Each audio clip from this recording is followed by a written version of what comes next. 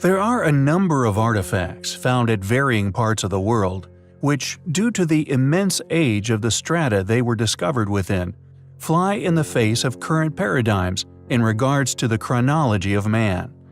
Iron pots, zinc vases, even imprints of ancient chariot wheels, found in numerous coal seams, and found by people in positions of responsibility, whom often testify not only in regards to their legitimacy, but are often accompanied by the lump of coal in which they were found, still possessing the intriguing imprint upon their surface, undeniably supporting the testimonies of these individuals, all but proving authenticity beyond doubt.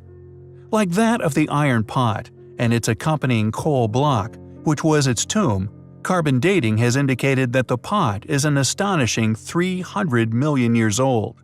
However, as time goes on and coal mining, along with many other mining activities, becomes more rapid and advanced in nature, it is simply a matter of time before even more mysterious and unexplainable artifacts are also found. Unfortunately, due to the controversial nature of these artifacts, it is very likely that a number of them have either been shrugged off or actively destroyed before ever achieving widespread acclaim. However, fortunately, the next artifact of interest, just like that of the many others we have previously covered, can not only be seen as yet another smoking gun, indicating that there has been a number of advanced phases within human civilization, but yet again, this timeline could, in all possibility, date back an astonishing 300 million years.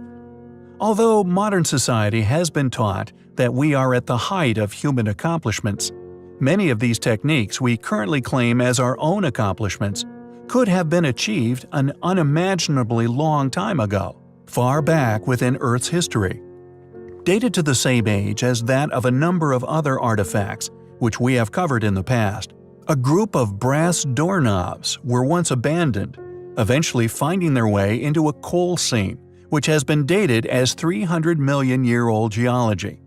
Found still encased within this ancient strata, these astonishing artifacts are undeniably of an incredible age. Unfortunately, and rather predictably, not much has been done in regard to mainstream investigation into said artifacts, and their current location, if indeed still in existence, is unclear. Yet fortunately, before their disappearance, photographic evidence was taken, subsequently allowing us to add it to the volume of research and artifacts which not only support our posit of lost civilization, but place human activities an impressive 300 million years back into Earth's history. Who made these brass doorknobs? Could we really be a civilization hundreds of millions of years old? We find the evidence to suggest such highly compelling. In 1994, Klaus Schmidt of the German Archaeological Institute began excavations at a Neolithic site located within modern-day southern Turkey. Noted for its immense size and its undeniably incredible antiquity, Göbekli Tepe is an ancient structure made up of at least 200 T-shaped stone pillars, some of which measuring an impressive 6 meters in height and weighing a respectable 22 tons in weight.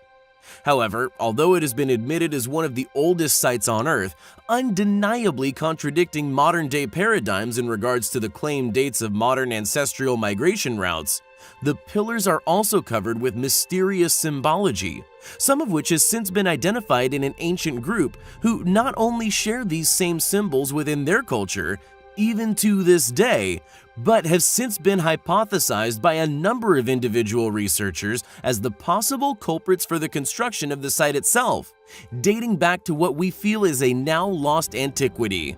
Göbekli Tepe has been academically dated as being at least 12,000 years old, yet any logical explanation as to who or indeed how the site was constructed remains conveniently elusive.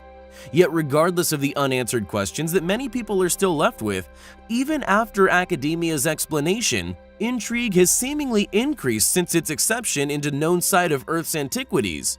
Modern studies have discovered compelling links between the symbolism of the site and that of the symbolism still used within Aboriginal groups of Australia.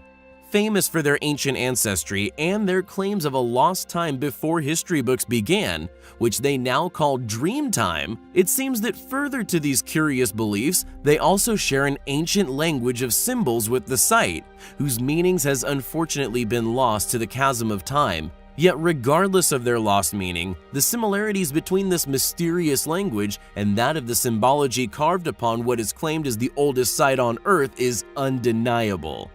This realization has enabled a number of individual researchers to conclude that there was once a now lost civilization who they now believe and claim was once made up of Aboriginals, who they also claim seemingly survived upon the continent of Australia, but were mysteriously wiped out upon the many other continents of the Earth. Furthermore, it seems that there are a number of areas upon the site that mainstream sources would prefer stay covered up. The Turkish government recently visited the site and committed an act of criminal vandalism, filling a number of intriguing voids at the site with cement. The question is, what were they so desperate to conceal? Could there possibly be compounding evidence at the site supporting the new and current hypothesis of the site once having Aboriginal origins? It's undoubtedly a site which deserves more protection, one which we find highly compelling. Thanks for watching, guys, and until next time, take care. Since man landed on the moon, countless conspiracy theories have surfaced all over the web, some so virulent they spread like a virus, seeping into many areas of the media. Some of these theories, predictably, hold more water than others. Some claim we never went to the moon, this regardless of the proof that has continued to surface over the years. NASA claims to have lost the telemetry from the moon landings also. The motive behind this claim is unclear, yet no matter how unlikely, they continue to claim that it has been missing for decades. Conspiracy theorists often overlook the astonishing contributions which NASA has also made to modern society. Yet some theories actually claim a literal polar opposite of moon landing conspiracies. These not only agree that we did indeed land, walk, and even drive on the moon, but claim we have been back in secret and to explore a rather astonishing thing. According to numerous sources, the most compelling of said claims began on YouTube, with the release of some extraordinary CGI footage of a claimed moon landing and the exploration of a simply gigantic alien spacecraft. Due to the moon being so difficult to reach, and the fact that anything which either crashed, landed, or was possibly even abandoned on the moon, even billions of years ago, would have been preserved in an incredible condition. In April 2007, videos began appearing on YouTube under the username RetireDAFB, telling the extraordinary story of a supposed Apollo 20, a secret lunar mission that had discovered the existence of intelligent alien life on the moon. Then, on May 23, 2007, Italian UFOologist Luca Scantaburlo managed to secure an interview with an individual who claimed to be the creator of the channel, a man by the name of William Rutledge, who later claimed to be, in fact, himself a retired secret American astronaut, who at the time was living in Rwanda. Rutledge claimed to be the commander of the Apollo 20 crew and to be the owner of the RetireDAFB account. However, the interviewer never met Rutledge in person, as the interview was conducted over Yahoo Messenger. During the interview, however, Rutledge claimed that Apollo 20 was a top-secret mission, launched in mid-August 1976 from Vandenberg Air Force Base near Santa Barbara, California. He also claimed that it was conducted jointly by the United States and the former Soviet Union. He also alleged that other missions were made by American astronaut Leona Snyder, a now-established fictitious persona, and former Soviet cosmonaut Alexei Leonov, the first human to perform a spacewalk. The purported landing site of the mission was near Guyot Crater, a feature near the much larger Del Porte crater.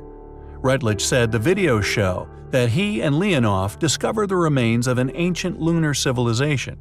He also said they brought back artifacts to Earth for study, including a hibernating female humanoid. It is a story which we found highly compelling. Many of the sites which we so often cover are not only attributed to what we believe is in reality a far more recent, well-studied, yet less controversial ancestor, one placed within permitted timelines. Indeed, many of these sites would have been incredible relics so far back within history, periods of development and difficulties. Many ancient sites so well built, thus resistant to weathering, that what we claim as merely re-inhabited locations often become the cradle of more recent academically permitted civilizational flourishment. It would also make sense on a strategic level to have claimed such miraculous technological advancements that these past constructions still displayed as their own handiwork, adopting, or rather hijacking said sites, making academia's job an easy one, for not only are these sites attributed to civilizations who would have been developing said technologies in their mere infancy, but these adopters of past high technology themselves claim to be the creators of said sites, this regardless of the incredible perfection present and the mastery of said sites on display, no matter how unlikely this level of efficient execution would have been, no matter how preposterous to assume they suddenly arose. Alas, this is exactly what one is expected to believe.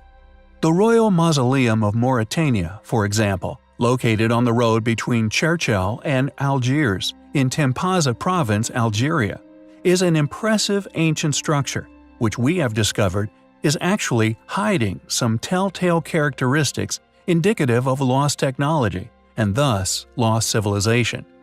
Claimed as that of a funerary tomb, like so many other sites we cover, dismissed of its controversial features and academically concluded as the burial site of the Berber king Juba II and Queen Cleopatra Selene II, both past sovereigns of Numidia and Mauritania, allegedly buried at the site. However, predictably, no human remains have ever been found at the site, and this is claimed to be due to tomb raiding. As mentioned here, there are particular features of the site, not only hidden in plain sight, but we posit were probably noticed and deliberately ignored during mainstream explorations. False doors indicative of a lost civilization. Furthermore, note the size of the stones in which these and other frescoes have been carved into. Standing tens of feet high, several feet in length, and over a foot thick, these stones were far beyond the weight of what those who are academically claimed as the builders were capable of lifting, clearly showing signs of an incredibly long life, with several of the build's old stone layers now all but eroded to dust. Not only was the structure built to last, but we feel has in all possibility outlived a past, now lost civilization. Who really built the Royal Mausoleum of Mauritania? How did they lift and place such gigantic stones? Why have these features seemingly been overlooked? Questions which desperately need answers. It is a site which we find highly compelling.